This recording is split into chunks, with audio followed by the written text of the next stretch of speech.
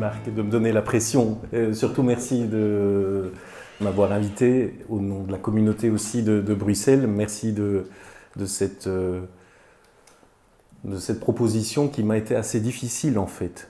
Venir parler de nous, c'est-à-dire un peu parler de soi, c'est-à-dire parler de ce qu'on est, de ce qu'on essaye d'être dans l'Église, être dominicain. Si le titre parle de tension féconde, il y a de la tension pour moi en fait de parler pour la première fois. C'est la première fois que je m'exprime sur, entre guillemets, ce que c'est qu'un dominicain, ce qu'il pourrait être, ce qu'il pourrait faire. Donc je demande déjà votre indulgence si le propos est plutôt le fruit de réflexions qui ne sont pas non plus abouties. Parce que vous allez voir que poser la question de qui on est, c'est toujours poser la question de qui on devient. Et si on le savait, ce qu'on devient, on le saurait.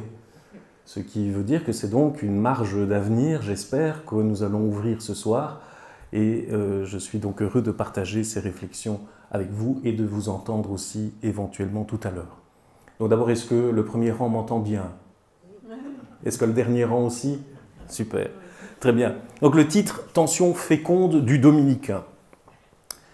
Tension féconde. Féconde, on peut l'espérer, mais je n'en suis pas toujours convaincu. Parce qu'il y a des tensions qui sont des contradictions. Et des contradictions dans la vie, chacune et chacun en connaît, et elles ne sont pas nécessairement des ressources fécondes. On peut s'épuiser dans des contradictions. On peut trouver lassant de vivre dans des contradictions. Pensez à quelqu'un qui, pour des raisons alimentaires ou autres, fait un travail, se lève le matin, fait un métier qui ne correspond pas à sa vocation ou à sa passion. Il y a des contradictions dans la vie, et elles sont aussi des contradictions qui nous viennent de la société. La vie moderne amène beaucoup de contradictions. Y a-t-il des contradictions ou des tensions à vivre quelque chose de la vie dominicaine aujourd'hui? J'essaierai de vous montrer que oui, il y a des contradictions. Est-ce qu'elles peuvent se résoudre en tension et en tension féconde? Je ne suis pas sûr d'avoir la réponse, mais on va essayer de chercher ensemble.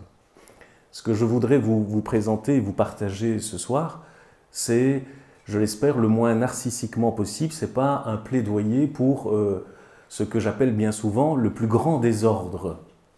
Vous l'entendez, le plus grand désordre. Alors on y entend à la fois que les dominicains, c'est pas mal quand même, ça a 8 siècles d'existence, fait partie, paraît-il, des grands ordres religieux, peut-être moins par le nombre aujourd'hui que par l'extension, l'expansion à la fois géographique, mais aussi peut-être par la qualité de certains de ses membres qui ont, je crois, imprimé une marque dans l'histoire de l'Église. Mais je ne suis pas là donc pour faire un plaidoyer, un pro-domo, mais pour essayer de traduire ce que pourrait être, ce qui est au cœur de la vie dominicaine, c'est la prédication, c'est l'annonce de l'Évangile. Vous le savez ou vous ne le savez pas, le nom dominicain n'est jamais qu'un nom communément utilisé, un nom familier. Notre nom, c'est prêcheur. Nous faisons partie de l'ordre des prêcheurs. Et c'est d'ailleurs le sens de notre sigle, puisque vous savez que les religieux apposent à la fin de leur prénom et nom souvent 2 lettres qui, quand on est au courant de ces usages ecclésiastiques et un peu ésotériques, nous désignent. Donc, les dominicains, c'est OP. Ordo Predicatorum, l'ordre des prêcheurs. Les jésuites, c'est SJ, vous savez tout, c'est très bien. Donc l'ordre des prêcheurs. Nous sommes, et c'est assez heureux, nous sommes un ordre religieux de l'Église catholique. Je dirai un mot de ce que signifie peut-être cette appartenance à la vie religieuse. Nous sommes donc un ordre religieux qui est désigné par sa fonction. Pour moi, c'est très heureux que nous soyons désignés par la fonction qui nous est reconnue par et dans l'Église et dans la société. Nous sommes des prédicateurs, nous sommes des prêcheurs. D'autres ordres sont plutôt identifiés à leur fondateur. Certes, les franciscains ne s'appellent pas aussi officiellement des franciscains, c'est l'ordre des frères mineurs. Mais mineur désigne une situation qui est une situation sociologique au Moyen-Âge. Ce sont les petites gens. En fait, l'ordre des frères mineurs, c'est l'ordre des frères qui sont les frères des petites gens. Et si on les appelle franciscains, c'est donc par relation à leur fondateur qui prend chez les franciscains une place bien plus considérable que le nôtre représente chez nous. Je pense qu'on ne devient pas franciscain sans un attrait puissant, partagé par beaucoup d'ailleurs, qu'ils soient chrétiens ou autres, par un attrait puissant pour la figure de saint François d'Assise. Mais il est plus rare de trouver des dominicains qui entrent même dans un ordre appelé dominicain parce que la figure de saint Dominique les aurait éblouis ou fascinés. C'est même peut-être plus souvent d'ailleurs parce qu'on découvre notre vocation de frère prêcheur qu'on redécouvre petit à petit l'intuition fondatrice de saint Dominique. Mais saint Dominique n'est pas cette figure charismatique assez exceptionnelle aussi dans son excès, sa démesure qu'est François d'Assise. D'ailleurs, un de mes professeurs d'exégèse à Louvain-la-Neuve était franciscain et me disait nous, quand nous entrons chez les franciscains, au moment même où il y a eu un franciscain, il y a eu trahison de l'esprit de François d'Assise. Vous, les dominicains, vous avez la chance de ne pas trahir immédiatement votre fondateur, parce que notre fondateur, il n'a rien fait d'autre que d'instituer ou d'aider à instituer un ordre au service d'une mission qui existe depuis le début du christianisme, qui est même la mission essentielle. Si vous lisez les Actes des Apôtres, si vous lisez les lettres de Paul, et si vous revenez à l'Évangile, vous verrez qu'il n'y a pas d'Évangile sans qu'il y ait annonce. Et pour qu'il y ait annonce, il faut qu'il y ait quelqu'un pour annoncer. De sorte que, d'une certaine manière, le dominicain n'ajoute pas grand-chose à cette vocation première et fondamentale qu'est l'annonce de l'Évangile. L'adresse de l'heureuse annonce, de la bonne nouvelle à n'importe qui, c'est-à-dire à celui qui a des oreilles pour l'entendre. Et c'est à partir de là maintenant que je vais ouvrir l'horizon d'aujourd'hui pour interroger le sens même de l'annonce de l'Évangile, pour voir s'il est encore possible et comment d'être prêcheur. Ce que je vais dire, j'espère que ça va vous concerner, au sens où, certes, vous n'êtes pas dominicain, dominicaine ou laïc dominicain pour la plupart, même s'il y en a, mais vous avez probablement à cœur que l'Évangile soit entendu et qu'il le soit comme heureuse annonce. Ce qui veut dire que tous ceux qui ont cette passion qui probablement est très préoccupée aujourd'hui par l'entrée de la parole chrétienne dans l'insignifiance, je vais y revenir, que cette préoccupation-là vous fait partager un petit peu aussi notre vie dominicaine, c'est-à-dire au moins notre préoccupation et notre passion pour l'Évangile. Je vous disais, si on regarde la situation actuelle, on remarque que nous sommes, et je vais parler pour nos pays européens, je vais parler pour Bruxelles, je vais parler pour la France, nous sommes dans des pays sécularisés et déchristianisés. Il faudrait une autre conférence, d'autres débats pour approfondir et analyser ce que signifie la sécularisation et la déchristianisation. Prenons-les, ces deux aspects, comme des faits que je n'aurai pas besoin ce soir de vous prouver. Il suffit que vous regardiez autour de vous, dans vos familles, vos connaissances, vos amis, vous verrez qu'on est sorti d'un âge que je vais appeler chrétienté, qui était massivement, culturellement, civilisationnellement un monde chrétien. On n'y est plus. Ce qui rend donc plus problématique l'annonce de l'Évangile. C'est même aujourd'hui devenu assez difficile de justifier notre prétention à dire une parole qui puisse universellement et singulièrement concerner tout le monde dans les questions décisives de sa vie, de la vie sociale, collective. On a un peu l'impression que ceux qui sont encore chrétiens le sont pour cultiver dans leur vie quelque chose, un rapport à l'Évangile, mais que ça n'intéresse plus grand monde. Je le dis de cette formule, on a l'impression que la majorité de nos contemporains n'ont plus besoin de l'Évangile pour se comprendre eux-mêmes. Ils vont chercher ailleurs. On a même aussi l'impression que l'Église, dans ce défi-là, est en train plutôt de perdre des plumes pour l'instant, que le défi représente une crise. Mais le mot crise est déjà un petit peu erroné, puisque vous savez qu'une crise est toujours passager, momentané. On a plutôt l'impression que le christianisme institutionnel est entré massivement aussi dans un désintérêt. C'était une résistance et puis beaucoup de gens ont fini par se séparer, parfois violemment de l'Église. Aujourd'hui, on a plutôt l'impression que ça n'intéresse vraiment plus personne, sauf quand l'actualité resserre des choses comme celles qu'elle nous resserre aujourd'hui, où des questions d'abus et des choses pas très heureuses viennent jeter à nouveau le discrédit sur l'Église. Nietzsche, vous connaissez Nietzsche, il disait à la fin du 19e qu'il avait l'impression que les chrétiens étaient en train de pratiquer l'euthanasie du christianisme. C'est fort, comme Nietzsche peut écrire des choses fortes, mais on est en droit de se demander si ce n'est pas ça que nous sommes en train d'organiser aussi. Euthanasie, il faut l'entendre dans son sens littéral, une sorte de mort douce et heureuse, somme toute, comme si nous étions conscients, si on est un peu lucide avec soi-même, que déjà quelque chose est en train de mourir et que, d'une certaine manière, on s'active à faire en sorte de passer du côté d'une belle mort du christianisme. Je n'entends pas ici défendre cette euthanasie du christianisme, mais justement, essayer de voir à quelles conditions et dans quelle mesure il pourrait se renouveler.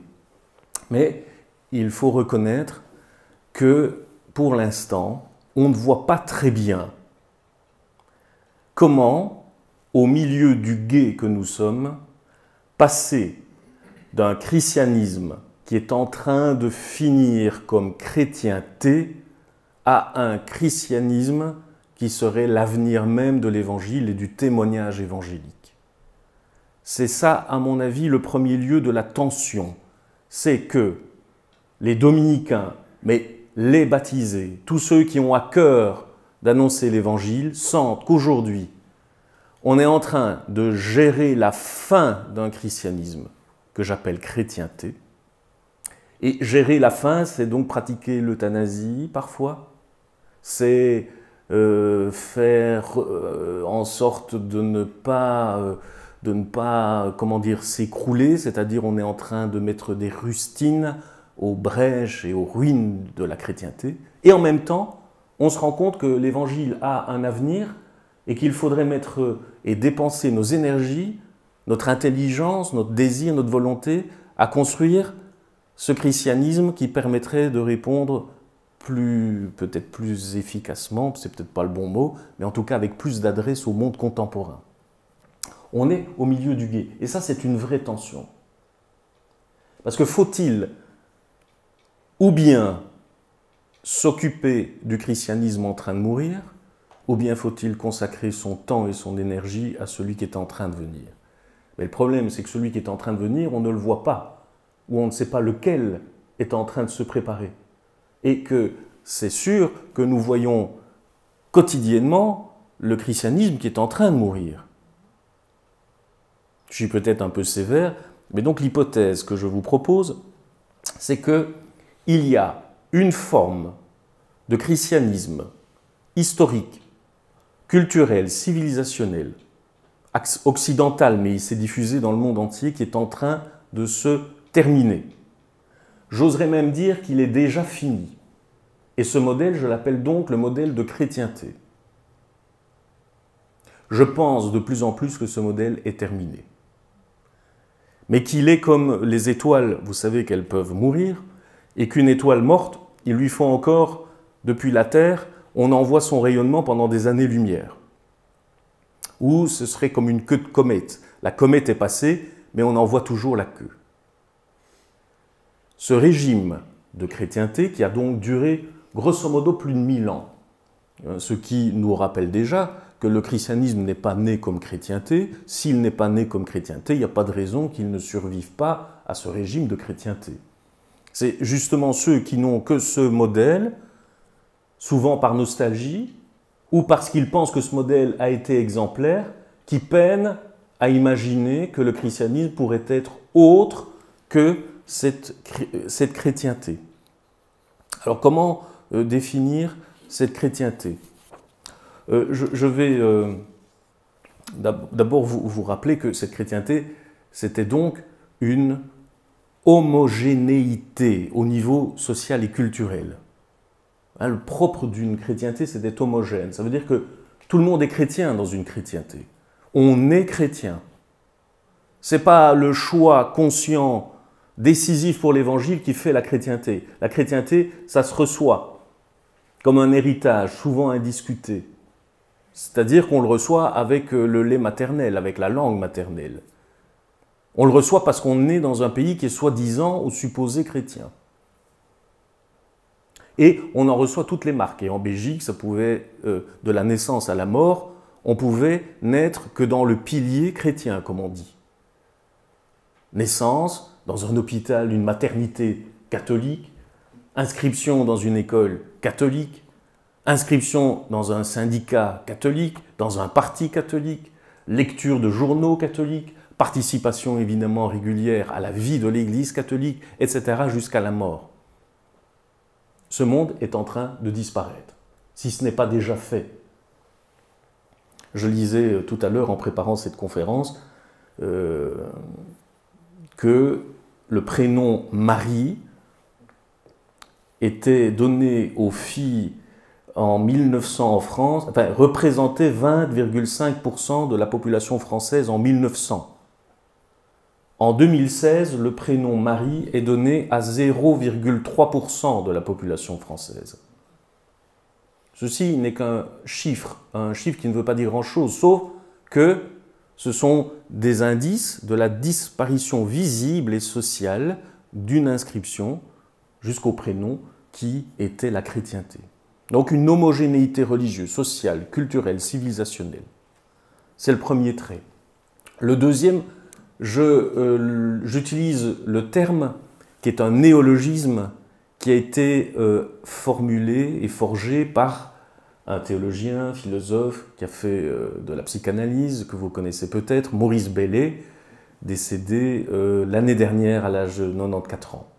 Il parlait de dogma-discipline. La dogma-discipline, c'est un des traits de la chrétienté. Elle vise un rapport normatif. Normatif et donc coercitif. Et coercitif veut souvent dire aussi légèrement ou parfois fortement culpabilisant. Au niveau de la doctrine, c'est une imposition de vérité à croire, où on vous demandait davantage une obéissance. Certes, on la souhaitait intérieure, mais elle était d'abord extérieure. C'est est-ce que vous adhérez aux croyances du christianisme, sans qu'on vous demande nécessairement si vous en compreniez quelque chose. Ce qui est toujours un bon test à faire. Un auteur dont je dirai le nom une fois ou l'autre, qui s'appelle Kierkegaard, que j'aime bien, c'est un luthérien, donc un protestant luthérien de la première moitié du XIXe siècle, disait il faudrait inventer un instrument qui serait le pistomètre. Le pistomètre. Vous connaissez le thermomètre, qui consiste à mesurer donc, la chaleur, la température du corps. Le pistomètre, pistis en grec, c'est la foi. Le pistomètre serait l'instrument pour mesurer notre niveau de foi. Donc si vous mettez le pistomètre le dimanche pendant le credo, je crois en un seul Dieu, le Père Tout-Puissant, Créateur du ciel et de la terre. Vous y croyez beaucoup, un peu, beaucoup, passionnément, à la folie, pas du tout. J'ai fait le test avec mon pistomètre, avec les étudiants de l'aumônerie à Liège. Enfin, j'avais dessiné sur une feuille des thermomètres gradués, puis j'avais mis en regard des articles du credo et je demandais aux étudiants donc, de mettre leur niveau de foi. Nous étions en hypo. Alors j'ai inventé le mot en hypopistie. C'est-à-dire que ce n'était pas suffisant pour assurer, à mon avis, un niveau viable, en tout cas par rapport aux croyances. Il y en a une, donc Dieu, même le Christ, je vous passe la résurrection de la chair, là on était morts, là, hein, cadavre. La seule qui sortait du lot, c'est étonnamment, étrangement, c'est je crois en l'Église. Mais il se fait, enfin ça s'explique parce qu'après on a commenté un petit peu tout ça, que les étudiants de Liège estiment que l'Église, la seule qu'ils connaissent, c'est les dominicains de Liège. Et donc si on est crédit pour eux, ils croient en l'Église, puisqu'ils ne connaissent rien d'autre. N'allez pas parler à l'aumônerie du synode des évêques pour les jeunes, ils ne savent pas ce que c'est qu'un synode, et si on leur dit que c'est une assemblée d'évêques, ils vous demandent mais c'est quoi un évêque? Ça va? On en est là, hein, donc ça c'est donc la dogma-discipline, ça on s'amuse maintenant, mais la dogma-discipline c'était l'époque où tout ça était normatif au niveau des croyances, mais aussi et surtout au niveau de la morale. Morale qui était plutôt une morale d'interdit. Pas tellement de permission, pas une morale qui essayait de découvrir quelle vie nouvelle selon l'Évangile est proposée, c'est il ne faut pas faire. Avec donc aussi la dépréciation que vous savez d'un certain nombre de choses, le désir, le plaisir, le corps, la sexualité et tutti quanti. Donc c'est le deuxième trait. Après l'homogénéité, la dogma-discipline, et troisième trait de la chrétienté, donc, une conséquence de cette chrétienté, c'est justement le fait que la parole chrétienne est devenue de plus en plus insignifiante. Insignifiante. Insignifiante, ça va plus loin que de dire que son sens est plus ou moins mal compris, ou plus compris du tout. Insignifiant veut dire que les gens ne se sentent pas plus concernés par ce que nous racontons dans nos milieux chrétiens.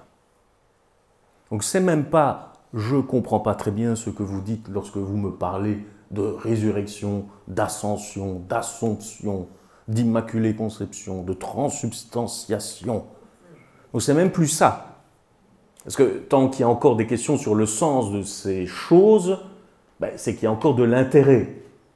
Mais l'insignifiance, c'est que tout ça, on va vous dire, si vous, ça vous intéresse et si ça vous dit quelque chose, tant mieux pour vous, mais moi, je ne vois pas en quoi ça me concerne. C'est ça le danger et le risque le plus grand pour une parole, c'est de tomber dans l'insignifiance. Parce que l'insignifiance, c'est le danger le plus grave d'une parole. À toute parole, si vous parlez à quelqu'un et que cette personne vous dit « cause toujours, tu m'intéresses », ça posera problème. Je vous disais le nom de Kierkegaard.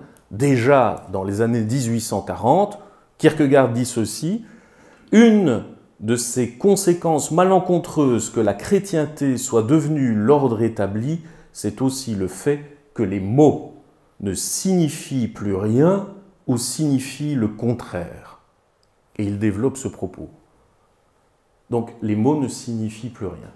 Les mots de la parole ou des discours chrétiens ne signifient plus rien et, j'ajoute, ne sont plus des paroles dans lesquelles les gens trouvent matière à se comprendre, à comprendre le monde, à comprendre l'économie, la politique, mais aussi leur vie individuelle, le sens de leur vie, etc. C'est la chrétienté qui produit l'insignifiance. Alors ça, il y aurait moyen à la fois et de développer, de discuter, mais on ne comprendrait pas d'ailleurs comment on est passé de ce monde qui était homogène, massif, chrétien, en un temps, trois mouvements, les gens s'en sont séparés. Je renvoie, depuis qu'il est écrit, à ce livre de Guillaume Cuchet, « Comment notre monde a cessé d'être chrétien », qui, sur base d'études sociologiques, de statistiques, montre le décrochage en 1962 et a une interprétation qui, à tout le moins, est intéressante. Elle demande d'autres interprétations, mais c'est pas mal d'aller lire ou de voir ce livre à l'occasion. Chrétienté, c'est donc quelque chose qui est en train de se terminer. Peut-être même est-ce déjà fini. 1000 ans, pour faire donc schématique, bien sûr. 1000 ans qui, donc, occupent quasiment tout le second millénaire, avec comme mise, j'allais dire en formulation et en idéal de cette chrétienté, justement, un siècle qui intéresse les dominicains, parce que c'est le XIIIe siècle. Le XIIIe siècle, c'est-à-dire le siècle de la fondation d'un ordre de prêcheurs en 1215-1216, dont nous avons donc fêté le 8e centenaire. Dans mon petit livre Saint-Dominique comme de l'Évangile, je définis ainsi chrétienté. Je me permets, ce n'est pas très bien de le faire, mais voilà, je me permets de me citer. Donc en ce début de XIIIe siècle, les papes voient leur pouvoir s'affirmer et s'étendre. Les conciles généraux de la chrétienté avalisent les ambitions pontificales d'extension géographique, mais aussi d'homogénéité interne, puisque la chrétienté est puissamment un principe d'unification, pour ne pas dire d'uniformisation. Il ne peut y avoir qu'une seule vérité, celle que formule l'Église catholique. C'est pourquoi elle va devoir inventer une science du vrai, la théologie, qui sera enseignée dans les universités, c'est-à-dire des centres d'enseignement formés à l'universalité du savoir. Un seul droit, celui qui définit aussi bien le bon citoyen que le bon chrétien, et donc par conséquent stigmatiser ceux qui s'excluent de la chrétienté comme les hérétiques, et c'est pourquoi l'Église dut inventer un droit inquisitorial. Un seul centre, Rome, dont l'antique destin d'être caput mundi, tête du monde, capitale du monde, siège centrifuge et centripète, devenait à nouveau réalité, et c'est pourquoi l'Église catholique, afin de devenir universelle, crut paradoxalement devoir devenir romaine. Donc voilà les traits de la chrétienté qui, au XIIIe siècle, donc une vérité, un droit, un centre. Et c'est dans cette configuration particulière, tellement particulière que, d'une certaine manière, elle a fait florès, enfin, d'une certaine manière, là, au XIIIe siècle, naît déjà sous une forme d'apogée cet idéal et ce rêve de chrétienté. Et c'est très exactement quand on y est que le besoin d'avoir des ordres qui ne soient plus monastiques, mais qui soient reliés au centre universitaire, aux villes, qui soient reliés directement ou soumis directement au pouvoir pontifical, et qui, aussi vite qu'ils ne sont créés, seront associés à l'élaboration du droit inquisitorial, eh bien, ça explique la naissance des franciscains comme des dominicains. Et le fait que, aussi rapidement, ils aient trouvé de la part des papes successifs un intérêt et aussi une extension. Ce qui veut dire que nous sommes liés par fondation historique à ce modèle de chrétienté. Ce qui amène une question un peu dérangeante. Si les dominicains ont leur origine, partie liée à la chrétienté, et que cette chrétienté est finie et derrière nous, cela signifie-t-il que les dominicains vivent leur chant du cygne? Encore que chant du cygne voudrait dire un dernier flamboiement avant évanouissement et disparition. Chant du cygne, donc, il y aurait au moins ça. Est-ce qu'il y a des... Enfin, donc ce modèle de chrétienté qui nous a vu naître, nous fait-il mourir quand ce même modèle est en train lui-même de disparaître? C'est la question radicale, peut-être un peu brutale, certes inconfortable, pour nous-mêmes, peut-être pour vous qui vous dites « Ah ben les dominicains, c'est quand même formidable », peut-être qu'il y en a certains qui se disent ça. Je n'ai pas de réponse. C'est-à-dire, je n'ai pas une réponse qui me forgerait une conviction invincible.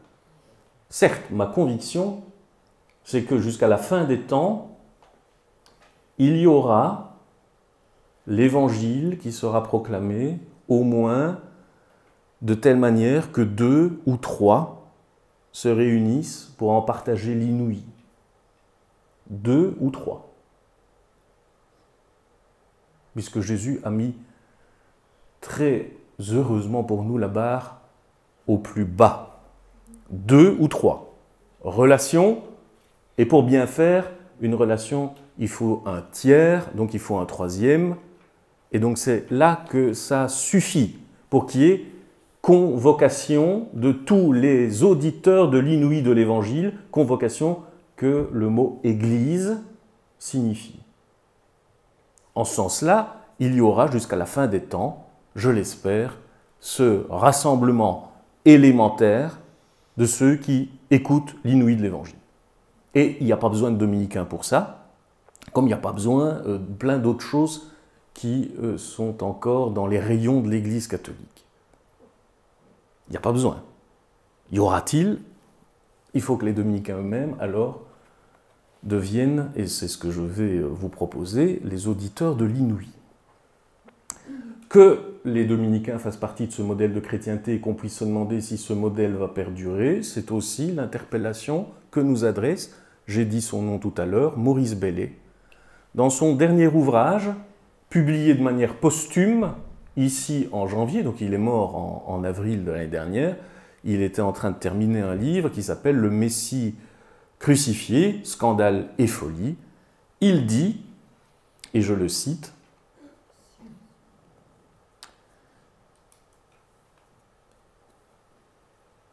si je le retrouve, « Pendant des siècles, le modèle fut le moine retiré du monde. Puis vinrent François et Dominique, et leurs disciples s'installèrent dans les villes. Le bien du peuple était leur bien. Le modèle évolua, mais il restait de chrétienté. À la foi jetée au monde, quel modèle faudra-t-il » Donc, Maurice Bellay dit, ce modèle, François, Dominique, a évolué, mais il restait de chrétienté. À ce qu'il appelle la foi jetée au monde, la foi vouée au monde, quel modèle faudra-t-il? Sous-entendu, le modèle de chrétienté ne permet plus aujourd'hui d'être cette foi vouée au monde. Je n'en sais pas davantage, même si j'ai eu bien des fois et bien souvent l'occasion de discuter et de travailler avec Maurice Bellay. Il avait beaucoup d'estime pour les dominicains, donc je ne sais pas si, en écrivant cela, il voyait notre fin prochaine, mais je crois que c'est parce que Maurice Bellay, comme d'autres, heureusement, était convaincu que l'Évangile, comme Évangile, reste l'inouï dont nous avons besoin pour vraiment nous rapporter à la vie et à la vie vivante. Mais il savait aussi qu'il ne faut jamais absolutiser les formes historiques dans lesquelles, ou par lesquelles, ou grâce auxquelles le christianisme essaye, à chaque période de l'histoire, de réitérer les possibles mêmes qu'ouvre l'Évangile. Schématiquement, à partir de cette question, donc une question radicale pour nous, dominicains, pour ceux qui apprécient peut-être notre présence et notre fonction et le service que nous essayons de rendre dans l'Église, cette question aujourd'hui, je pense qu'on ne peut pas en faire l'impasse. Or, les dominicains, c'est une institution comme toutes les autres. Une institution, elle a sa survie, comme parfois seul objectif ou obsession. Les dominicains, c'est donc, je vous l'ai dit, un ordre voué à la prédication de l'Évangile. C'est ça notre préoccupation, c'est ça notre passion. Moins la survie ou non, et sous quelle forme, de notre institution. Il y a, me semble-t-il, et là encore, il faut que je succombe un peu au schématisme, c'est bien normal, me semble-t-il, il y a deux modèles, mais j'en donnerai ou j'en proposerai un autre. Il y a deux modèles qui actuellement me semblent être des modèles qui ont un relatif succès dans l'Église ou dans les Églises pour répondre à cette entrée de la parole chrétienne dans l'insignifiance. Le premier modèle, je l'appelle un modèle de conservation de la chrétienté. C'est l'idée que cette chrétienté, il faut tout faire pour empêcher sa dissolution. Et que c'est donc en retrouvant, en recréant, en repromouvant les formes de la chrétienté que l'on va au moins empêcher que les digues rompent et que le christianisme s'évanouisse. Modèle qui a plusieurs formes, même depuis quelque temps, c'est-à-dire même pas seulement quelques décennies, mais pensez par exemple au fait que l'on ait promu comme architecture, en architecture, le néo-gothique, c'est-à-dire le réemploi des formes architecturales de la chrétienté médiévale pour refaire, y compris ce couvent, l'église. Mais je viens ce week-end de donner une session à Maretsu. Si vous allez à Maretsu, vous avez vous avez la vue même de ce que signifie un modèle qu'on a voulu, en plein fin du 19e siècle, de refaire du Moyen-Âge, refaire de la chrétienté. Ça, c'est de l'architecture, c'est pas encore bien grave, mais quand ça s'accompagne, j'allais dire, d'une conservation dans tous les sens du terme, quand le christianisme devient un musée qui a besoin de conservateurs, parce qu'on ne veut rien changer et que l'on transforme les biens de la foi en antiquité, et avec ce que ça signifie aussi de folklorisme, eh bien c'est ce que j'appelle ce modèle de conservation de la chrétienté, qui, là encore, s'accompagne d'une certaine forme de mépris de la modernité qui est accusée de tous les maux, et le premier de ces maux, c'est la déchristianisation et la dissolution des mœurs.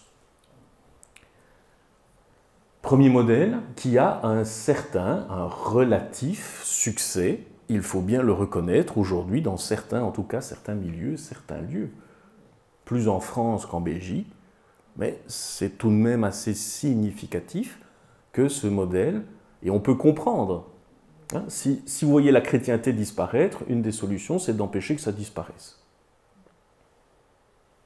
Premier modèle. Ce modèle a aussi comment dire ça? Il a aussi ses sympathisants chez les dominicains. Forcément. C'est un modèle possible.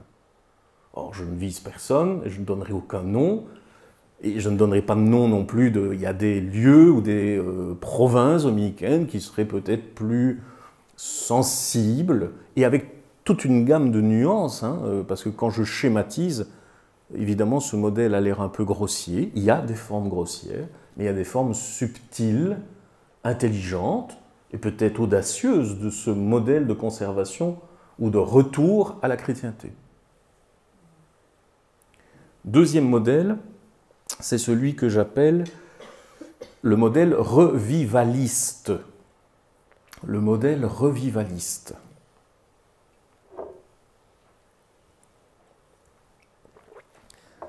Modèle qui est un modèle charismatique, militant, qui est très axé par exemple sur le communicationnel, le marketing, qui va promouvoir par exemple ce qu'on appelle la nouvelle évangélisation, c'est-à-dire toute une stratégie de rechristianisation du monde. Donc c'est là qu'il faut bien comprendre d'abord la distinction entre les deux modèles pour comprendre aussi qu'ils peuvent se retrouver liés. Donc le premier modèle, c'est un modèle où l'on laisse le monde aller à sa perte et on recapitalise sur des chrétientés fortes et dans des modèles souvent un petit peu sectaires. On referme le pont-levis, on laisse le monde à sa ruine pour mieux d'ailleurs le sermonner et dire sans arrêt que le monde est foutu, qu'il va mal, etc. Mais l'on refait des chrétientés un peu ferventes dans un modèle donc de conservation très classique, tandis qu'ici c'est un modèle de rechristianisation du monde. L'idée c'est on va sauver les gens, il faut en refaire des bons chrétiens. Et donc quand je dis modèle charismatique, ça ne vise pas, entendez bien, le mouvement, si ça existe, mais on voit ces traits quand même dans ce que les communautés nouvelles ont essayé de mettre en place hein, dans les années 70, surtout 80 et 90, dont on voit aussi qu'il y a encore un succès de cette proposition, mais qui est relatif. Mais voilà, une présence beaucoup plus affirmée, comme on dit en France, décomplexée, où l'annonce explicite en communication directe de l'évangile, c'est-à-dire dire aux gens « Jésus est vivant, il est ressuscité, il t'aime ». Voilà, sans autre forme, j'allais dire, de mise en place d'un discours qui permettrait d'entendre ce qu'on veut dire. On assène gentiment, avec beaucoup de cordialité, et, je le redis, avec beaucoup de techniques aujourd'hui qui empruntent au marketing commercial. Je le répète, pour qu'il n'y ait pas une incompréhension, ces deux modèles sont à distinguer, si l'on veut, abstraitement, mais ils peuvent très bien comme des vases communicants, ils peuvent s'alimenter. Ce qui veut dire que bien souvent, ces modèles revivalistes sont assez conservateurs quant au plan des idées, quant au plan de la liturgie, par exemple. Et je lisais donc, encore pas plus tard qu'hier, c'est une ligne de l'éditorial, donc daté du 18 mars 2019, de la revue assez conservatrice, assez à droite, L'Homme Nouveau, une revue française. Je cite, « Nous avons tout un monde à refaire chrétien, à commencer par nos enfants et nos petits-enfants et tous ceux qui les entourent. » Donc, nous avons tout un monde à refaire chrétien, à commencer par nos enfants, nos petits-enfants et tous ceux qui les entourent. Donc, refaire des chrétiens. Ce qui, là encore, est communément ce que je perçois, ce que j'entends dans les milieux chrétiens, à commencer par les parents, les grands-parents, les arrière-grands-parents, qui se disent qu'est-ce qu'on a un peu raté pour que ça ne marche plus dans les générations qui nous suivent, et qu'est-ce qu'on pourrait faire pour refaire des chrétiens, de nos enfants, de nos petits-enfants. C'est aussi, je pense, la matrice, c'est-à-dire le logiciel dans lequel sont réfléchis, enfin, je ne suis pas sûr qu'elles le soient réfléchies, mais qu'elles sont formulées un grand nombre des pastorales ecclésiales ou ecclésiastiques, avec le rêve plus ou moins consciemment dit de rechristianiser.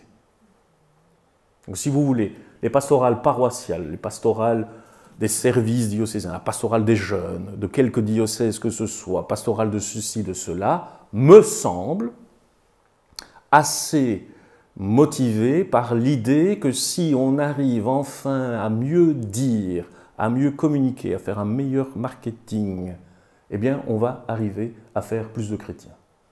Ou refaire des chrétiens de ceux qui sont partis. C'est le modèle, en fait, des JMJ, des Journées mondiales de la jeunesse et de pastorales similaires. Kierkegaard, à nouveau, notait déjà, donc 1841, que le christianisme était tenté de verser dans l'intéressant, cherchant à générer quelque émotion propre à émouvoir les enfants. Les enfants, c'est-à-dire les adultes comme des enfants. Ce serait un christianisme, en fait, qui, pour rechristianiser, va surtout accentuer la dimension émotionnelle, sentimentale du christianisme, avec donc un rapport à des adultes comme à des enfants, ce qui signifie des pastorales assez enfantines, pour ne pas dire infantilisantes. Il y a, je suppose aussi, des dominicains et dominicaines tentés par ce modèle.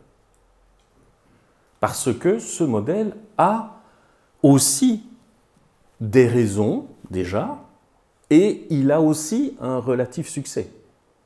Parce que il y a de ces techniques de communication, et j'allais dire de marketing et de publicité, il y a aussi des résultats. Et que, en plus, ces résultats étant sous une ambiance assez émotionnelle, ce sont souvent des pastorales qui essayent de se donner des airs un peu spectaculaires, sensationnels. Et donc ça peut marcher. Deux modèles qui, vous l'entendez bien, que je ne suis pas. Enfin, que je ne les vois pas, ni le premier, ni le deuxième, comme aptes à ouvrir pour le christianisme, donc ce qu'il faut donc appeler une troisième voie, un troisième modèle. Marc, il faut que tu me dises à un moment donné quand le micro... Une troisième voie, un troisième modèle. je tiens à dire, c'est un modèle dans lequel j'essaye de réfléchir avec d'autres, et je l'espère avec des dominicains. Ce n'est pas mon modèle, c'est un modèle que j'essaye de découvrir, que nous essayons de découvrir à l'écoute de l'Évangile. Ce n'est pas un modèle tout fait, c'est un modèle à inventer, c'est un modèle plutôt à réitérer, c'est un modèle qui, je l'espère, se prête à de multiples mises en place, incarnations. Il n'y a pas un modèle, et encore moins la volonté de faire de l'ordre dominicain ce que l'ordre n'a jamais été, c'est-à-dire un moule d'uniformité ou d'uniformisation. Il y a, en fait, il y a assez d'expressions de la vie dominicaine que chaque dominicain en exprime quelque chose. Et c'est heureux qu'on soit donc plusieurs à pouvoir exprimer tout ça. Mais pour faire schématique et pour faire réfléchir, cette troisième voie, ce modèle, ce troisième modèle, je l'appelle donc troisième voie pour faire écho à un article qui a été publié en 1966 dans une revue ignatienne et jésuite, la revue Christus, revue de spiritualité qui existe toujours aujourd'hui. Et c'est un certain jésuite à l'époque, François Roustan, qui faisait partie, il était le directeur de la revue, et il collaborait avec deux collaborateurs permanents, qui étaient l'un Michel de Certeau et Maurice Bellet. Donc un fameux trio. En 1966, Roustan écrit, parce qu'il manque un article qu'un contributeur n'a pas eu le temps d'envoyer, il écrit quelques pages qui s'appellent « Le troisième homme ». Cet article, à peine publié, un mois après, il est démis de ses fonctions de directeur de Christus par ses supérieurs jésuites. L'article était allé jusqu'à Rome, Paul VI l'avait lu et bien d'autres, et Paul VI avait trouvé l'article imbuvable. Donc en 66, octobre, novembre, il est démis de ses fonctions. L'année suivante, Roustan prend ses clics et ses claques et quitte la compagnie de Jésus. Et puis il va faire de la psychanalyse, va se séparer de l'école psychanalytique de Paris, il fera son deuxième schisme, il va introduire l'hypnose en psychanalyse et il meurt en 2016 à l'âge vénérable de 94 ans. Après avoir écrit plein de livres, dont certains que je vous recommande. Donc il fut jésuite. Alors cet article, très heureusement, parce que la revue a été mise au pilon, comme quoi on peut encore, à des époques assez récentes, la censure ecclésiastique, c'est pas rien, donc on a mis au pilon pour que les lecteurs ne puissent plus lire cet article. Cet article, vous pouvez le lire parce que vient de sortir, il y a un mois, un livre qui s'appelle « Le troisième homme », qui est un livre d'articles, dont le fameux article, introduit par la fille de François Roustan, et 3 articles d'historiens et de sociologues, dont Daniel Hervieux-Léger propose une mise en contexte de ce fameux article. Et vous pouvez lire le fameux article qui, alors, je ne peux pas vous en faire lecture, je vais vous le faire lecture seulement d'une ligne.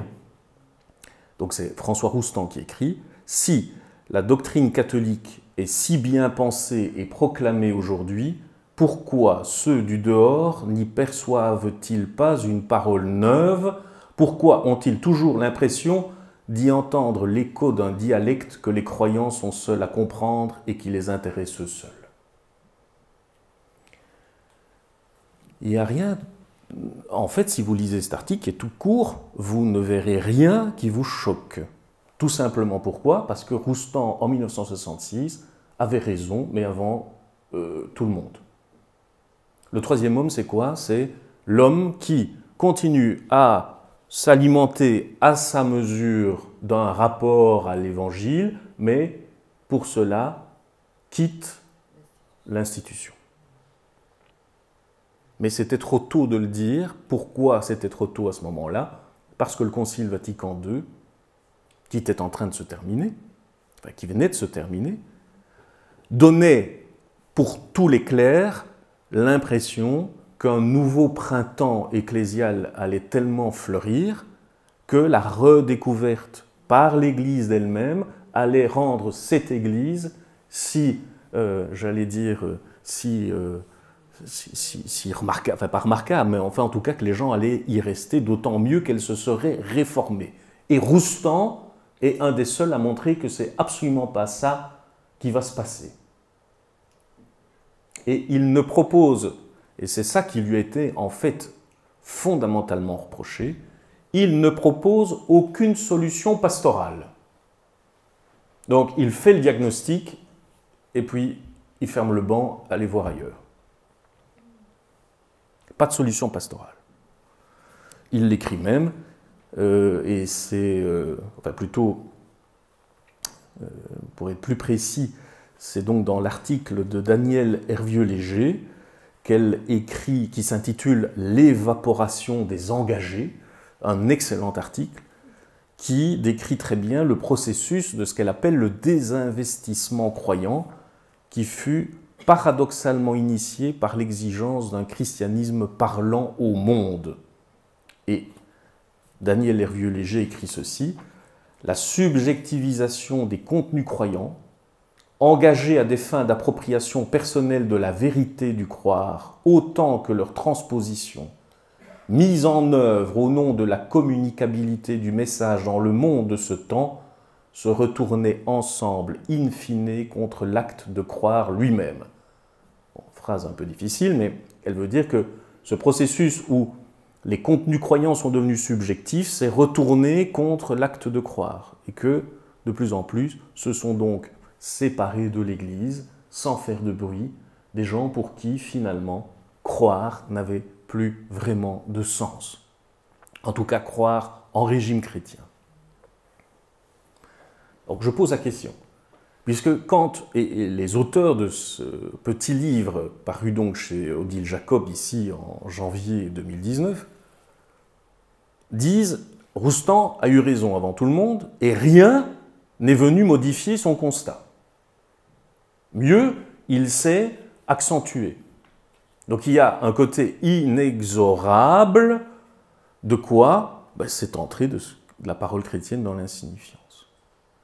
À ce troisième homme, faut-il, ou pour ce troisième homme, ou ce qu'il est devenu pour son fils, sa fille, son petit-fils et sa petite-fille, faut-il une troisième voie? Que deviennent alors des prêcheurs là-dedans? On voit que le modèle, ou un certain modèle, qui a prévalu à la fin du Concile, c'était celui d'une forme d'adaptabilité du message chrétien au monde moderne. Il fallait rendre compatible, reconnaissant les valeurs du monde moderne. Il y a eu un effort considérable au niveau de la réflexion, mais aussi au niveau de la pratique, au niveau y compris de la vie religieuse, de la vie liturgique, de rendre compatible le message chrétien avec le monde moderne. Eh bien, dit Hervieux-Léger, et donc c'est discutable, mais elle dit que ça s'est retourné contre la parole chrétienne elle-même. Parce que d'une certaine manière, si vous voulez rendre le message évangélique compatible au monde, c'est le monde qui remporte la mise. Et si lui-même a fait le travail de sécularisation qui consiste à avoir pris les valeurs chrétiennes pour les faire siennes, pourquoi aurait-il encore besoin de la parole chrétienne? Eh bien, en fait, dans les faits, il n'en a plus besoin. Il a compris que le christianisme vendait par exemple un message d'amour, de solidarité, de partage, mais il a pris les valeurs, il a laissé tomber l'évangile et il n'en a plus besoin. Pourquoi irait-il à la messe si il a à sa disposition, dans une certaine compréhension du vivre ensemble, de la gentillesse, de la solidarité, je le redis, de l'amour, du partage, de tout ce que vous voulez. Donc, si là, à nouveau, hein, je schématise pour faire comprendre.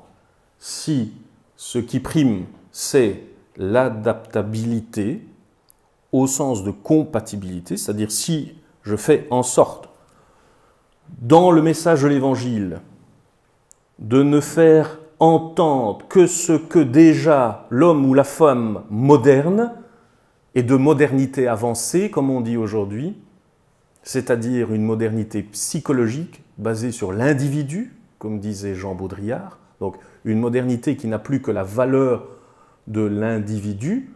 Qu'est-ce que je perds de l'Évangile si je veux le rendre compatible à cet individualisme exacerbé? Ben, le problème, c'est qu'on perd beaucoup.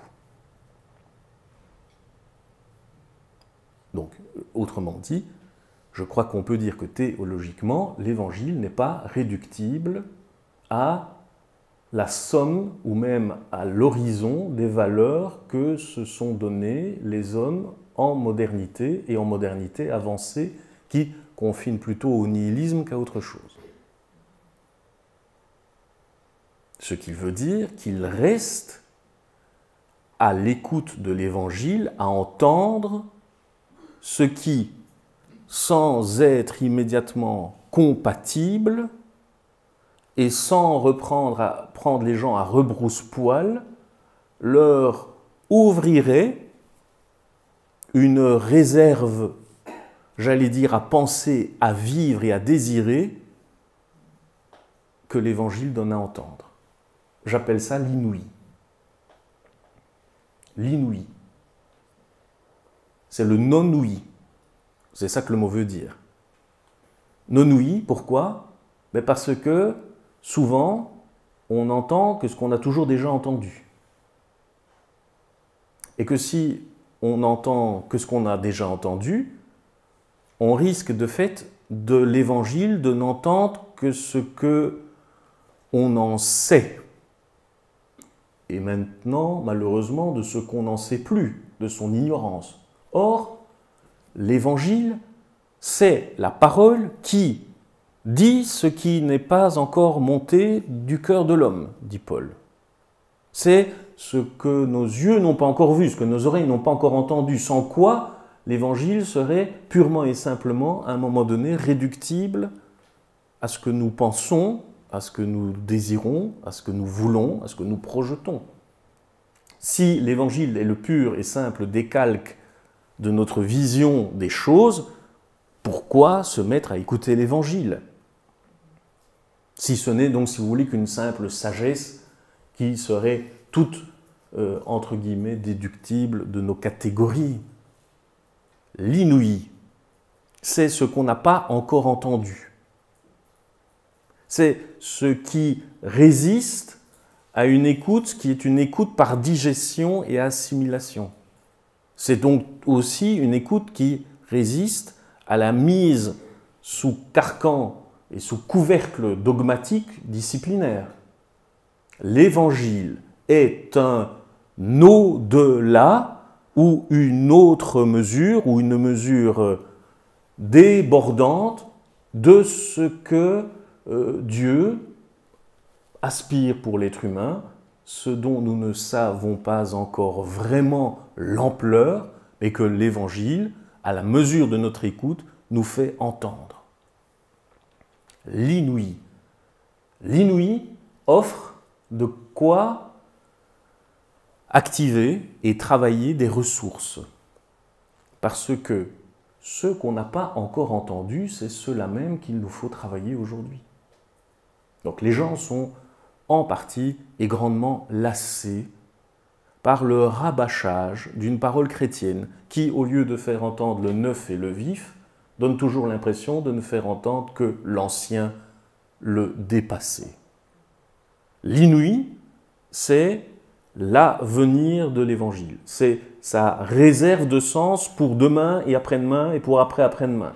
C'est dire, ou au moins oser espérer que l'Évangile est en avance, pas en retard et pas en arrière. Qu'il y a donc à entendre ce qui n'a pas encore été entendu.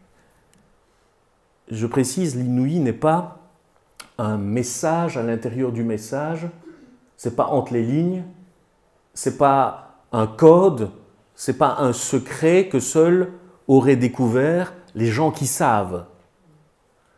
C'est pas l'inouï un savoir réservé aux théologiens. Les dominicains n'en savent pas mieux et plus que vous. Mais s'ils n'entendent pas l'inouï, ils n'ont rien non plus à dire. Parce que prêcher, c'est toujours prêcher l'inouï de la parole que l'on entend en s'exerçant à lire cette parole dans les textes. Prêcher, c'est rendre témoignage à l'inouï. Et cet inouï offre des ressources, je l'ai dit, et le mot ressource a ceci de bon qu'il ne se prête qu'à ceux qui les activent. Une ressource n'existe que d'être explorée et exploitée, dit le philosophe François Julien, qui aime beaucoup parler de ressources, qui a écrit un petit livre remarquable l'année dernière qui s'appelle « Ressources du christianisme ». Les ressources ne se donnent qu'à ceux qui les activent. Une ressource donc reste stérile si elle n'est pas explorée et si on n'en fait rien. Les dominicains, et pas mieux, et pas autrement que tous les autres chrétiens, sont acculés par l'inouï et au nom de l'inouï à prêter désormais leur oreille à ce qu'on n'a pas encore entendu de l'Évangile. Et c'est très justement parce que la chrétienté est derrière nous que l'inouï se fait entendre. Parce que la vertu de la chrétienté, ou plutôt son problème, c'est qu'elle digère immédiatement l'inouï dans l'élaboration d'une complexité en plus énorme, historique, culturelle. Elle avale l'inouï dans une histoire au lieu d'en réitérer pour nous l'ouïe, c'est-à-dire l'attention à ce qui n'a pas encore été entendu. C'est ça aussi qui explique la tension qui est la nôtre aujourd'hui. D'une part, il n'y a aucune raison de rejeter ce qui nous précède, puisque chaque période de l'histoire a tenté, probablement, et je l'espère, individuellement et parfois collectivement, à se mettre à l'écoute de l'inouï. Ce n'est pas notre invention à nous aujourd'hui. On ne sera pas plus malin que ceux qui nous ont précédés. On ne sera pas plus malin que saint Thomas d'Aquin, qui a essayé de se mettre à l'écoute de l'inouï.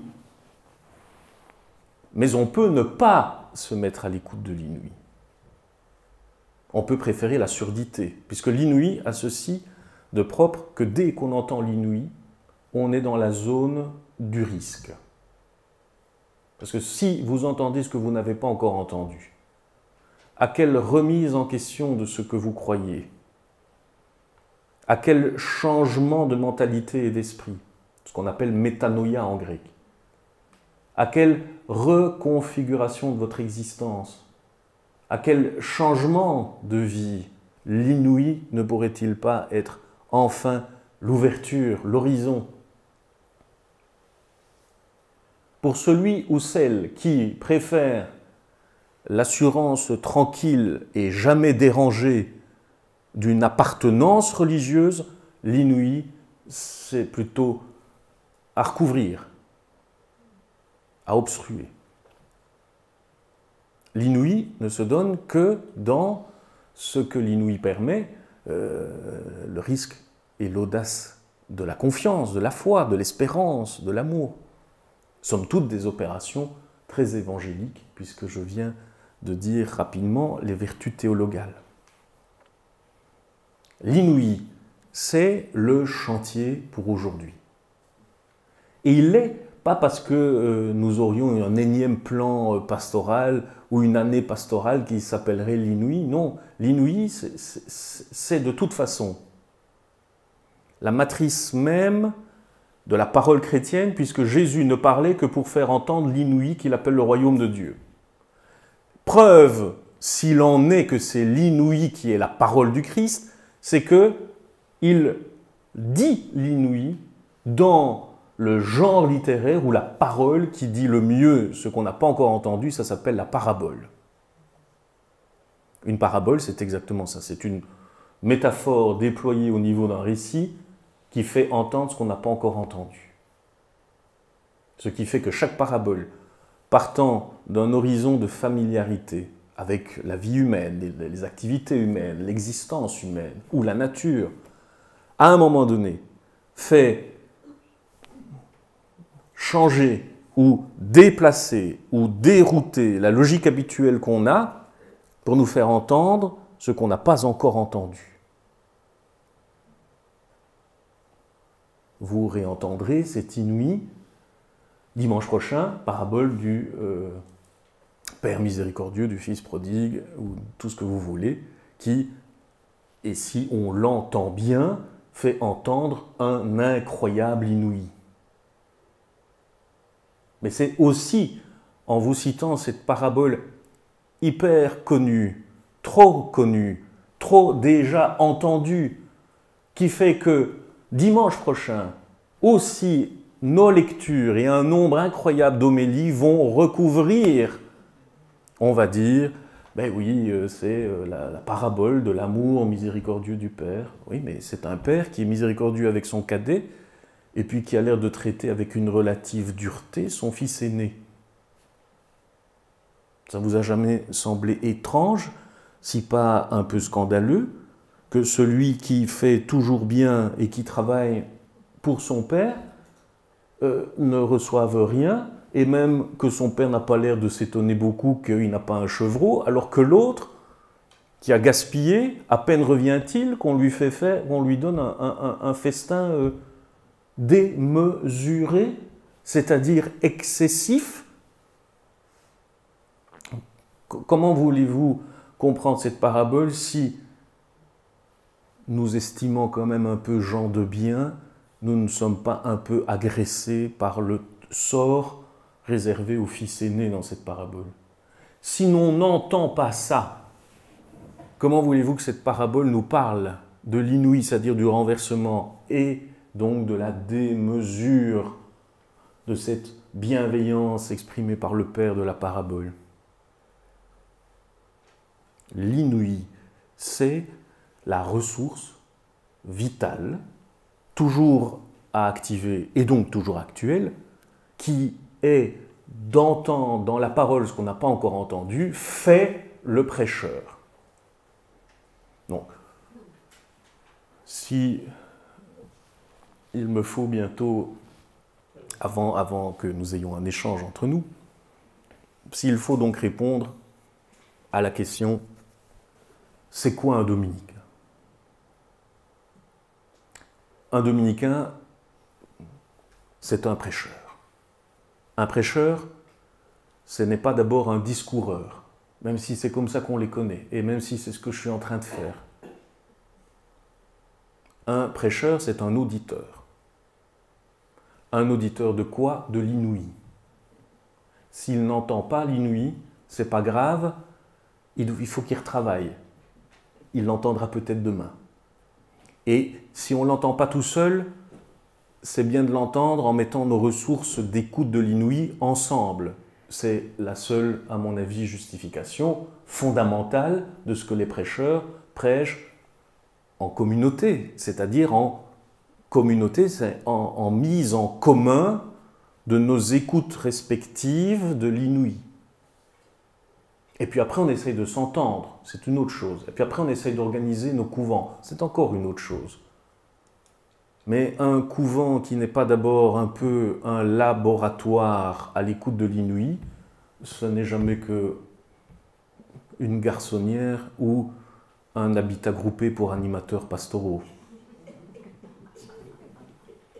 Donc, entendre, travailler, mais on y arrive... Il faut bien l'avouer, on n'y arrive pas si facilement. Il y a une, je ne sais comment faut-il dire, une pudeur ou une gêne pour même des frères prêcheurs à se dire, à se partager le fruit de l'écoute de l'inouï. Il y a là quelque chose qu'il faudra, à mon avis, bien un petit peu travailler. Parce que ce n'est pas tout à fait juste que nous ne puissions pas, à notre mesure, modestement, et tous les moments ne s'y prêtent pas, et il faut aussi à la table des dominicains, ça parle aussi de la pluie, du beau temps, de rien, de tout ce que vous voulez, mais ce serait bien aussi qu'on travaille un peu plus ça. Quoi qu'il en soit, c'est à la mesure de notre investissement commun, mais il faut, pour que ce soit commun, il faut d'abord que chacun s'y mette.